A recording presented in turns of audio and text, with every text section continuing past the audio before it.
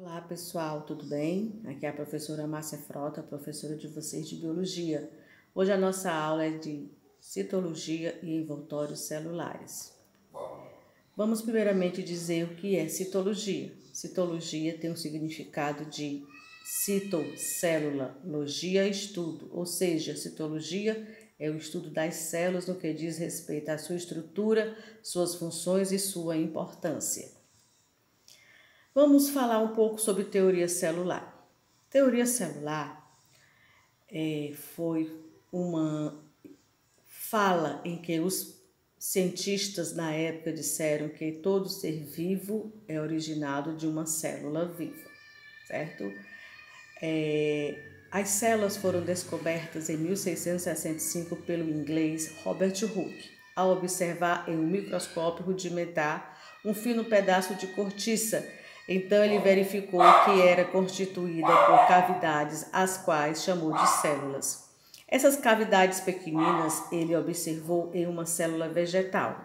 Mais tarde, então, dois estudiosos, Matthias Schleiden e Theodor Schwann, estabeleceram o que ficou conhecido como a teoria celular, onde todo ser vivo é formado por célula. Vamos mostrar aqui a vocês o primeiro microscópio rudimentar criado pelo próprio Robert Hooke.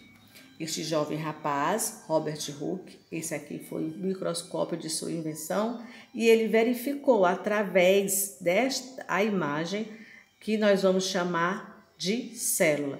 Porém, no primeiro momento que ele viu essas pequenas cavidades numa cortiça, as quais ele chamou de célula. A partir dali, se disse a primeira vez o nome célula. Muito bem.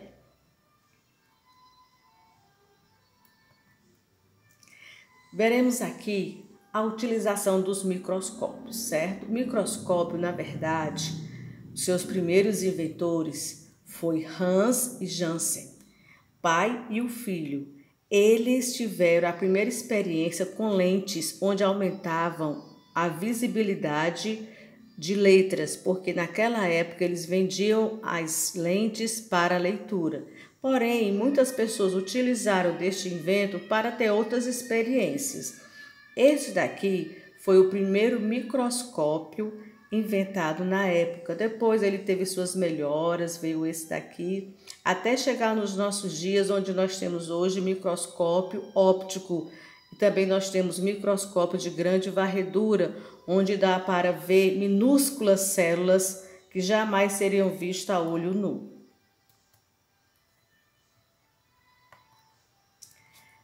Para que se tenha uma boa visibilidade, existem técnicas de preparar a lâmina para poder ver o material que vai ser examinado, certo?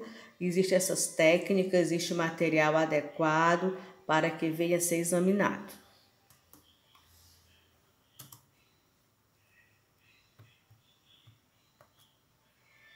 Também existem medidas de aferição para que venha medir o tamanho da célula, certo? Nós usamos a fita métrica para medirmos o tecido, para medirmos uma área, até mesmo a nossa altura. Aí você me pergunta, professor, e para medir um material invisível aos olhos? É através do microscópio e através também das medidas que nós vamos mostrar para vocês, micrômetro, nanômetro e angstrom.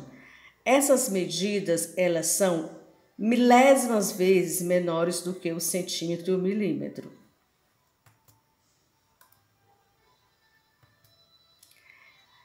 O que significa célula? Célula vem do latim que significa cella, pequena cavidade. É a menor porção da matéria viva, tá certo?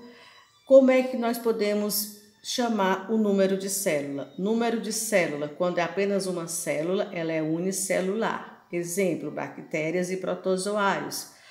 Quando é que um organismo é pluricelular? Quando ele é formado de inúmeras células. Exemplo, os seres humanos, nós temos trilhões de células. Os animais, as samambaias, elas são pluricelulares.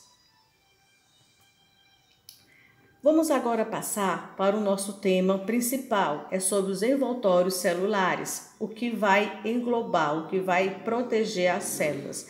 Existem células que elas são vistas a olho nus, nós chamamos de macroscópicas, e aquelas que só podem ser vistas através do microscópio, elas são chamadas de microscópicas. Muito bem, essas células ela constituem de 3 partes, a membrana plasmática, citoplasma e o núcleo. Vamos ver agora uma célula animal, certo? Essa parte aqui eu vou chamar de membrana plasmática.